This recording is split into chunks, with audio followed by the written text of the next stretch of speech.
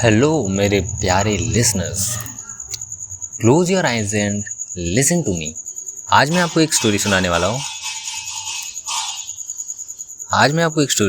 हूँ। मेंढकी राजकुमारी की। मेंढकी यानी फ्रॉग। आपने शायद कार्टून्स में भी ये वाली स्टोरी कभी ना कभी तो देखी या सुनी होगी, या इसके जो अदर वर्जन्स हैं उनको आपने देखा होगा, लाइक इसको थोड़ा यूज़ करके मेंढक को राजकुमारी में कन्वर्ट करने वाली कहानी। तो कहानी सुनिए और बताइएगा कमेंट्स में आपको कैसी लगी ये स्टोरी। यह बहुत दिनों पहले की बात है। एक बार रूस में एक राजा रानी रहते थे। उनके 3 बेटे थे, 1 2 3। जब वे राजकुमार बड़े हो गए तो राजा ने उनको बुलाया और बोला, मेरे प्यारे बेटों, अब तुम्हारी शादी का समय आ गया है। तुम लोग ऐसा करो कि अपने तीर कमान और उससे अपना तीर फेंको, यानी कि तीर चलाओ। जो लड़की तुम्हारा तीर वापस लेकर आएगी वही तुम्हारी दुल्हन बनेगी। तीनों राजकुमारों ने पिता को सिर झुकाया और अपना अपना तीर कमान उठाया। कमान यानी धनुष। अपना तीर धनुष उठाया और तीर को धनुष पर चढ़ाया, डोरी खींची, तीर चला दिया। सबसे बड़े बेटे का तीर एक कुलीन आदमी के बगीचे में जा गिरा, जहाँ से उसकी बेटी उसका तीर वापस लेकर आ गई। यानी कि एक बहुत ही अच्छे खासे रिच वेल्दी पर्सन थे। उनके घर में जाके उस बड़े वाले बेटे का तीर गिरा और उन्होंने लाकर वो तीर दे दिया, वापस कर दिया। उनकी बेटी ने आकर उनको वो तीर वापस कर दिया। अब जो दूसरा बेटा था उसका तीर जाके एक व्यापारी यानी एक बिजनेसमैन कह लीजिए, व्यापारी के बगीचे में जाकर गिरा। वो भी बगीचे में ही गया जहाँ से उसकी बेटी उसका तीर वापस लेकर आ गई। हर बार ऐसा वो कोई लड़की वापस आई, लड़का कोई वापस नहीं आया। ये भी बढ़िया कोइंसिडेंस था। तो लड़की इनकी भी आई बेटी, एंड उनका तीर को उठाया और लाके सेकंड वाले बेटे को इनको दे दिया। और जो तीसरा और सबसे छोटे बेटे का तीर था वह कहाँ गिरा, उसे कौन लेकर आया? तो इसी पर तो ये स्टोरी है। उसके तीसरे सबसे छोटे बेटे राजकुमार इवान 37 ने, उसका नाम था इवान 37 ने। ये लोग ज़्यादा नाम यूनिक नाम खोजने के चक्कर में नहीं पड़ते हैं, बस नाम को एक सीरीज़ दे देते हैं उसके आगे नंबर लगा के। तो इवान 37 ने जो अपना तीर चलाया तो वह इतना ऊंचा गया कि उसको तो वह दिखाई ही नहीं पड़ा और किसी को भी दिखाई नहीं पड़ा। वह बेचारा आधे दिन तक अपना तीर ढूंढता रहा, ना उसको कोई तीर ला कर दिया और ना ही उसे वो तीर मिला। वो तीर फिर उसने बहुत दिन खोजते खोजते एक तालाब में मिला जो कि जंगल के बीचों बीच था। और एक मेंढकी यानी कि फीमेल मेंढक, फीमेल फ्रॉग, जो पानी में उगी हुई लिली के एक फूल पर बैठी हुई थी, उसने उसको अपने मुंह में पकड़ा हुआ था। यानी कि एक हर बार एक शर्त ये थी ना कि कोई फीमेल या कोई लड़की आके अगर आपको तीर देगी तो आपसे शादी करेगी। बट यहाँ पर एक मेंढकी ने उस तीर को अपने मुंह में पकड़ा हुआ था। तो जब राजकुमार इवान ने उस मेंढकी से अपना तीर वापस मांगा तो वह बोली, मैं तुम्हारा तीर कभी वापस नहीं करूँगी, और अगर वापस करेंगी तो एक शर्त है कि तुम मुझे भी अपनी दुल्हन बनाओगे, क्योंकि मैंने तुम्हारी इस शर्त के बारे में सुना है। तो अब मेंढकी भी कह रही कि इस प्रपोजल के बारे में मैं पहले ही सुन चुकी हूँ कि जो तुम्हारी तीर वापस करेगा उससे तुम्हें शादी करनी है। तो राजकुमार इवान को कुछ गुस्सा आया और उसने बोला, पर एक राजकुमार एक मेंढकी से शादी कैसे कर सकता है? ऑफ कोर्स यार, कैसे कर सकता है। अब राजकुमार अपने तीर को एक मेंढकी के मुंह में देखकर बहुत गुस्सा था, पर वह अपने पिता की बात को नहीं टाल सकता था। ये भी राम की तरह ही पिता की आज्ञा का पालन करने वाले स्ट्रॉन्ग विल पावर वाले राजकुमार थे। अब अपने पिता की बात को नहीं टाल सकते थे, इसलिए उसने उस मेंढकी को उठाया और उसको अपने महल ले गया। ये बीजीएम मैंने गलती से प्ले कर दिया, बंद कर दिया। उसने उस मेंढकी को उठाया और उसको अपने महल में ले गया। जब उसने राजा को अपनी कहानी सुनाई और उसको मेंढकी दिखाई तो राजा ने कहा, आंखें बंद कर लीजिए पहले तो आप, तभी नींद आएगी ना। हाँ, तो मेंढकी दिखाई तो राजा ने कहा, मेरे बेटे, अगर तुम्हारी किस्मत में एक मेंढकी से ही शादी करना लिखा है तो यही सही। उस रविवार यानी कि संडे 3 शादियाँ हुई। बड़े बेटे की शादी एक कुलीन आदमी की बेटी से, बीच वाले बेटे की शादी एक व्यापारी की बेटी से, और जो तीसरे सबसे छोटे बेटे इवान की शादी थी एक मेंढकी से हुई। कुछ समय बीत गया तो राजा को अपने तीनों बेटे को फिर से बुलाया और कहा, मेरे प्यारे बेटों, मैं यह देखना चाहता हूँ कि मेरे किस बेटे की पत्नी मेरे लिए सबसे अच्छी कमीज बना सकती है। तीनों बेटों ने अपने पिता के सिर झुकाया और अपने अपने घर चल दिए। दोनों बड़े बेटों को तो कोई चिंता ही नहीं थी, क्योंकि वे जानते थे कि उनकी पत्नियों को सिलाई अच्छे से आती थी। पर सबसे जो छोटा वाला बेटा था वो बड़ा दुखी था बेचारा, क्योंकि उसको पता था एक मेंढकी है, सुई से बड़ा तो उससे उससे बड़ा तो उसकी सुई होगी, तो वो कपड़ा कैसे सिलेगी। तो उसको दुखी देखकर मेंढकी कूदती हुई उसके पास आई और टर्राई टर्राई बोली, ओ राजकुमार ईवान, तुम्हारा यह इतना सुंदर सिर लटका हुआ क्यों है। ईवान बोला, आज तो मुझे नीचा देखना पड़ेगा। राजा ने कहा है कि तुम उनके लिए सुबह तक एक कमीज सिल दो। राजा यानी मेरे पिताजी। मेंढकी बोली, अरे बस इतनी सी बात, तुम खाना खाओ और सो, सुबह तो शाम से हमेशा ही ज्यादा ही खूबसूरत होती है। राजकुमार खाना खाकर सो गया। जैसे ही राजकुमार सो गया, मेंढकी दरवाजे से कूदकर बाहर चबूतरे पर निकल गई। उसने अपनी मेंढकी की खाल उतार दी। वाह, वह अब एक इतनी सुंदर राजकुमारी बन गई थी कि उसके बराबर की सुंदर राजकुमारी मिलना मुश्किल था। वो उर्वशी रंभा बन गई थी, इतनी सुंदर थी वो अभी एक कवर में थी मेंढक के, लेकिन अभी उसने अपना वो कवर हटा दिया है। जैसे आपने इच्छाधारी नागिन देखी होगी ना, बस उसी तरीके से इच्छाधारी मेंढकी थी। तो राजकुमार खाना खाकर चले गए। उसने अपना पूरा रूप बदला, एक राजकुमारी बन गई सुंदर सी। अब उसने ताली बजाई और बोली, ओ नौकरानियों, मेरी पुकार सुनो, एक कमीज सिलो जैसे मेरे पिता पहनते थे, बस रात भर में कमीज तैयार होगी। सुबह जब राजकुमार ईवान जागा तो वह मेंढकी की मेज पर बैठी थी। उसके हाथ में एक कढ़े हुए कपड़े में लिपटी हुई एक कमीज थी। वो मेंढकी अब अपने असली रूप में बैठी थी। राजकुमार तो उसको देखकर बहुत ही खुश हो गया। उसको लेकर वह तुरंत ही राजा के पास गया। उस कपड़े को देखकर, लड़की की बात नहीं हो रही है, तो उस कपड़े को देखकर बहुत खुश हुआ। वो राजा के पास गया और राजा उस समय अपने बड़े बेटों की लाई हुई कमीज देख रहा था। उसके पहले बेटे ने उसके सामने अपनी लाई कमीज फैला दी। राजा ने उसके कमीज को उठाया और बोला, यह कमीज तो एक किसान के पहनने लायक भी नहीं है। इसका बड़े बेटे की जो पत्नी ने जो कमीज सिली थी वो राजा को पसंद नहीं, उसने रिजेक्ट कर दी। फिर उसके दूसरे बेटे ने अपनी लाई हुई कमीज राजा के सामने फैलाई, तो राजा उसको देखकर नाक भौं सिकोड़ कर बोला, अरे इस कमीज की तो कोई बर्तन बनाने वाला भी नहीं पहनेगा। बर्तन बनाने वाला पता है आपने, ठ से ठठेरा पढ़ा होगा हिंदी में, वही होते बर्तन बनाने वाले। अब ईवान की बारी आई तो उसने भी अपनी लाई कमीज राजा के सामने फैलाई। उसकी कमीज तो बहुत ही सुंदर थी और सोने और चांदी के तारों से कढ़ी हुई थी। उसको देखते ही राजा का दिल खुश हो गया और उसकी आंखों में चमक आ गई। वह बोला, हाँ, यह कमीज है राजा के पहनने लायक। कमीज दिखाकर तीनों राजकुमार अपने अपने घर चले गए। दोनों बड़े वाले बेटे बुड़बुड़ाते चले जा रहे थे। उनको अचंभा हुआ, यार ये मेंढकी यहाँ से लेकर आ गए कपड़ा, और हमारी वाइफ ने जितना अच्छा बनाया उसको राजा जी ने या महाराज ने रिजेक्ट कर दिया। हम लोग ईवान की पत्नी की बेकार में ही हंसी उड़ा रहे थे। लगता है कि वह ज़रूर ही कोई जादूगरनी है, उनको ऐसा लगा। फिर कुछ समय और बीत गया। राजा ने अपने तीनों बेटों को एक बार फिर बुलाया और कहा, मेरे प्यारे बेटों, तुम्हारी पत्नियों को अब की बार मेरे लिए सुबह तक एक डबल रोटी बनानी है। गजब स्टोरी है। राजा जी डायरेक्ट वाइफ अपने बेटों की पत्नियों का टेस्ट लिए जा रहे हैं। इस बार डबल रोटी बनवाने के लिए बोला। देखते हैं कि तीनों में से सबसे अच्छा खाना कौन बनाता है। डबल रोटी इज़ लाइक, यहाँ पे बस इसको कन्वर्ट किया हिंदी में तो डबल रोटी लिख दिया। आप डबल रोटी को मत लेके चलिएगा, तब माइक्रोवेव ओवन नहीं होते थे। तो इस बार फिर राजकुमार ईवन फिर महल से बहुत दुखी होकर चला। अब उसने सोचा, यार मेंढकी थी है, वो खाना तो नहीं बना सकती है। जब वह अपने घर आया तो उसकी मेंढकी पत्नी ने पूछा, ओ राजकुमार, अभी वो वापस से मेंढकी बन चुकी थी कुछ दिन के बाद से, ओ राजकुमार ईवान, तुम्हारा यह इतना सुंदर सा सिर लटका क्यों है।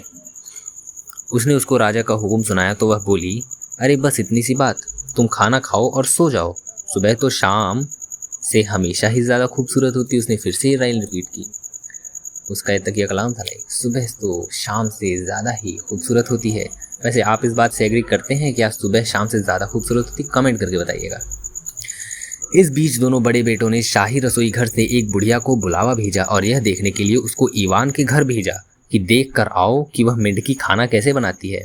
ये दोनों बड़े बेटों को देखना दिया, उसने अब इतना अच्छा सा कपड़ा सिल लिया, कॉस्ट्यूम सिल लिया राजा जी के लिए, अब खाना कैसे बनाएगी वो भी देख लें। पर मेंढकी ने भी यह भांप लिया कि उन दोनों के मन में क्या था। मेंढकी तो आखिर उसके 6th 8th सेंस होंगे जागृत, तभी तो ये सब कर ले रही है। तो उसने वो सब भी समझ लिया, किसी तरीके से अंतर्दृष्टि से देख लिया। तो उसको बेला और उसको बोला और सीधे आग में डाल दिया। ओ भाई साहब। तो उसने क्या किया, थोड़ा सा आटा बनाया और उसको सीधे आग में डाल दिया ऐसे जलने के लिए। हो सकता है वो अपना बुरा इंप्रेशन दिखाना चाहती है ताकि वो जो उसके जासूस आए हैं देखने, वो ये देखकर चले जाएं कि वो अच्छे से खाना नहीं बना पा रही है। वह बुढ़िया यह खबर देखने के लिए जल्दी से सीधे उन दोनों भाइयों के पास आई। तो उन दोनों भाइयों की पत्नियों ने भी ऐसा ही किया जैसा कि मेंढकी ने किया था। ओके, तो हुआ क्या कि जब उस बुढ़िया ने, जिसको उसने भेजा था उनके राजकुमारों ने, वो खाना देखने के लिए कि वो कैसा खाना बना रही है, तो उसने उसको कॉपी करने के लिए उनकी जो वाइफ्स थी, जो बड़े और बीच वाले बेटे की थी, उन्होंने भी सेम वही चीज़ किया और आटे को गूंद कर ऐसे ही सीधे आग में डाल दिया।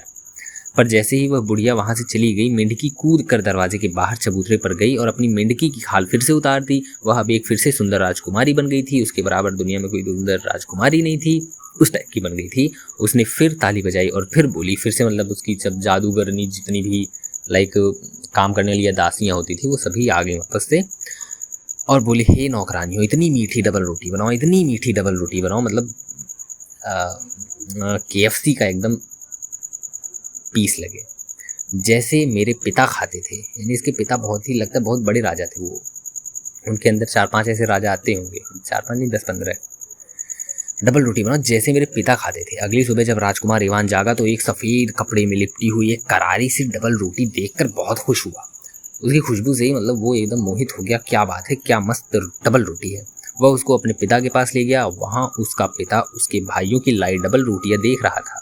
ये देखते बहुत हैं, तो अभी उनको देख रहे थे, जज कर रहे थे, उनकी रोटियों को दबा दबा के, सूंघ सूंघ के, थोड़ा बहुत काट वाट के भी देखा होगा कैसी है, कितनी फूली है, कितनी मीठी है, कैसी खुशबू आ रही, सब देख रहे थे। तो सबसे पहले उसने अपने सबसे बड़े बेटे के घर की बनी हुई डबल रोटी को देखा और उसकी डबल रोटी चूल्हे की आग से बिल्कुल काली हो गई थी, क्योंकि ऐसा ही उसने उसको करते देखा था। उसकी पत्नी ने वही कॉपी कर दिया, हो गई थी और उसमें गुठलियाँ पड़ गई थी। अब इतना अच्छा मैं कुक नहीं, मैं समझ नहीं पा रहा हूँ क्या है, लेकिन हाँ गुठलियाँ पड़ गई थी। उसने गुस्सा होकर वह डबल रोटी रसोई घर में भेज दी। बोला, भाई इसे ले जा, मैं नहीं खा पाऊंगा। फिर उसने अपने दूसरे बेटे की डबल रोटी देखी तो वह भी आग से जलकर काली हो गई थी और उसमें भी गुठलियाँ पड़ गई थी। वह डबल रोटी भी उसने रसोई घर में वापस भिजवा दी। पर जब ईवान ने अपनी डबल रोटी राजा को दी तो राजा उसको देखकर बहुत ही खुश हुआ और उसके मुंह से निकला, यह है डबल रोटी, और इसके साथ निकली 2 बूंद पानी की। मतलब मुंह से पानी आ गया उसके देख के। खाने की मेज पर शान बढ़ाएगी मेरी, राजा ने बोला और उसकी रोटी को एक्सेप्ट कर लिया। अब राजा ने उसी दिन शाम को एक दावत का इंतजाम किया और अपने तीनों बेटों से उस दावत में अपनी अपनी पत्नियों को लाने के लिए कहा। वह देखना चाहता था कि उसकी तीनों बहुओं में से कौन सी बहू सबसे अच्छा नाचती है। वाह वाह, अभी मतलब राजा जी एकदम लिमिट क्रॉस कर रहे हैं, बहुओं का ओवर टेस्टिंग कर रहे हैं। लेकिन ठीक है, राजा है, कुछ भी कर सकते हैं, किसी को बचा सकते हैं। तो अब वो उन तीनों को नाचते हुए देखना चाहते थे अपनी बहुओं में, लाइक कौन एक अच्छी नृत्यांगना है, डांसर है। एक बार फिर ईवान महल में बहुत ही दुखी होकर गया। इसको हर बार सब कुछ मिल जा रहा है लेकिन फिर भी ये कॉन्फिडेंस बंदे में बिल्कुल नहीं है। अपनी मेंढकी वाले पत्नी को देख कर ही कॉन्फिडेंस लूज़ कर देता है कि बस मैं तो नल्ला हूँ, सबसे बेकार हूँ, मेरी वाइफ सबसे बेकार है, जबकि इसको सबसे अच्छा रिजल्ट दे रही है इसकी पत्नी। हाँ, तो फिर से ये राजा ईवान नोबिता महल से बहुत दुखी होकर चला। वह सोचता जा रहा था कि आज तो वह गया, वह मेंढकी बेचारी कैसे नाचेगी। अगर इसे नहीं पता, वो मेंढकी जो है इस नोबिता के डोरेमोन है। तो जब वह अपने घर आया तो उसकी मेंढकी पत्नी ने पूछा, ओ राजकुमार ईवान, तुम्हारा यह इतना सुंदर सिर लटका क्यों हुआ है? उसने उसको राजा का हुक्म सुना दिया। तो वह बोली, मेंढकी, अरे बस इतनी सी बात, तुम दुखी न हो राजकुमार ईवान। तुम शाम को ऐसा करना कि तुम अकेले ही दावत में जाना, मैं तुम्हारे बाद में आऊँगी, मगर आऊँगी ज़रूर। जब तुम्हें बिजली की कड़क की आवाज़ सुनाई दे तो अपने मेहमानों से कहना कि तुम्हारी पत्नी अपनी गाड़ी में आ रही है। वाह वाह, मतलब भाई कुछ तो चार्मिंग सा है इसके अंदर। तो राजकुमार ईवान उस दावत में अकेले ही चला गया, जबकि उसके दोनों भाई अपनी अपनी पत्नियों के साथ हाथ में हाथ डालकर आए थे। उनकी पत्नियों ने अपने सबसे अच्छे कपड़े और गहने पहन रखे थे, एकदम अनारकली ड्रेस अपना और डायमंड नेकलेस वगलेस सब एकदम कड़े पहन रखे थे।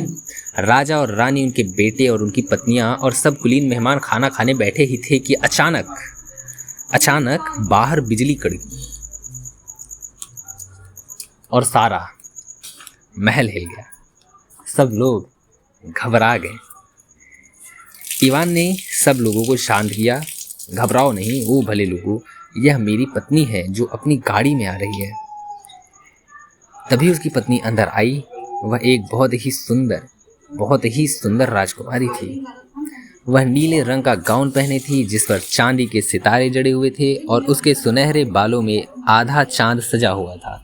आधा चांद सजा, अरे भाई ये तो एकदम शिवजी के रूप में आ गई। आधा चांद सजा हुआ था। उसकी सुंदरता को शब्दों में बखान नहीं किया जा सकता था। राजकुमार इवान उसको देखकर बहुत ही खुश हो गया और वहाँ बैठे मेहमान भी उसको और उसके बढ़िया कपड़ों और गहनों के और उसके चांद को और उसके चमकते चेहरे को देखे जा रहे थे। लोगों ने खाना खाना शुरू किया तो बड़े भाइयों की पत्नियों ने देखा कि मेंढकी राजकुमारी ने भुने हुए हंस की हड्डियाँ अपनी दाई आस्तीन में छिपा ली और बची हुई शराब उसने बाईं आस्तीन में छिपा ली। वो उसको देखती रही, हड्डियां एक आस्तीन में और शराब की कुछ बूंदें दूसरी आस्तीन में। जब खाना खत्म हो गया तो राजा ने नाच शुरू करने का हुक्म दिया। अब मेंढकी राजकुमारी ने नाचना शुरू किया। उसका नाम मेंढकी था मगर अब वो खूबसूरत बन चुकी थी। मेंढकी राजकुमारी ने नाचना शुरू किया। वह घूम घूम कर नाचती रही और मेहमान लोगों पीछे हटकर उसका नाच देखते रहे। जब उसने अपनी बाईं आस्तीन हिलाई तो उसमें से एक चमकती हुई झील निकल पड़ी। वाह OMG! उसमें से एक चमकती हुई झील निकल पड़ी और जब उसने अपनी दाईं आस्तीन हिलाई तो उसमें से कई हंस निकल उस झील में तैरने लगे। यह देखकर वहां बैठे सारे कुलीन मेहमानों को बड़ा आश्चर्य हुआ। एकदम सुनकर, ये पढ़कर मेरे आश्चर्य हो रहा है तो उनको कैसा आश्चर्य होगा जिन्होंने ये लाइव देखा होगा होते हुए। उसके बाद दोनों बड़े भाई की पत्नियों ने नाचना शुरू किया। जब उन्होंने अपना एक हाथ हिलाया तो उसकी भीगी हुई आस्तीन राजा के लाल चेहरे पर जाकर लगी। अब क्योंकि उसने ऐसा किया था, मेंढकी राजकुमारी ने एक में अपना हड्डियाँ डाल रखी थी, एक में उसने वो शराब की बोतल डाल रखी थी, तो उन लोगों ने भी कॉपी किया कि यार ये जो करेगी वो अच्छा होता है तो हम भी जो करेंगे हम भी उसी को कॉपी करते हैं, हमारा भी अच्छा होगा। तो बट उनके साथ ऐसा नहीं हुआ। वो एकदम उसकी आस्तीन यानी कपड़े भीग गए बॉटल की वजह से और राजा के मुंह पे जाके गिरी, आंख में जाके पड़ी और जो हड्डियां निकली वो राजा की आंख में जाकर चुभ गईं। यह देखकर राजा को बहुत गुस्सा आया और वो नाच छोड़कर चला गया। पर इस बीच राजकुमार इवान यह देखकर बहुत खुश हुआ कि उसकी पत्नी एक बहुत ही अक्लमंद और सुंदर राजकुमारी थी। यार अभी भी इसको जादू नहीं दिख रहा, अक्लमंद और सुंदरता दिख रही है। सुंदर राजकुमारी थी और पर उसको डर भी लगा कि उसकी पत्नी कहीं फिर से मेंढकी में ना बदल जाए। सो वह महल से चुपचाप खिसक लिया और घर चला गया। तो उसने सोचा कि अभी इसने अच्छा खासा इंप्रेशन मेरा बना दिया है, अब मैं यहाँ से चला जाता हूँ, क्या पता अभी ये दोबारा मेंढकी बन जाए तो लोग मुझे जूते से मारेंगे कि मैंने किससे शादी कर ली। तो ये राजकुमार भी इतने में आधे में ये फंक्शन छोड़कर चले गए। पर उसको डर लगा, चले गए। अब वहाँ उसने उसकी मेंढकी वाली खाल उठाकर आग में डाल दी। अब जैसे कि उसने देख लिया था कि जो इसकी मेंढकी वाली खाल है ये बार बार इसे पहन के मेंढक बन जाती है, इसलिए उसने क्या किया, वो मेंढकी वाली जो खाल थी उसको उठाकर आग में डाल दिया राजकुमार ने। जब उसकी पत्नी वापस आई तो उसको घर में अपनी खाल नहीं मिली तो वह रो रो कर बुरी हाल हो गई उसका। ओ राजकुमार इवान, ये तुमने क्या किया? अगर तुमने केवल 3 दिन और इंतजार किया होता तो हम लोग हमेशा के लिए खुशी खुशी रह रहे होते। अब हमको अलग होना पड़ेगा और अगर तुम मुझे ढूंढना भी चाहोगे तुमको 1 BC और 9 जमीन के भी आगे भयानक पुरानी हड्डियों के राज्य में से होकर जाना पड़ेगा। यह कहकर वह एक भूरे रंग की कोयल में बदल गई और खिड़की से बाहर उड़ गई।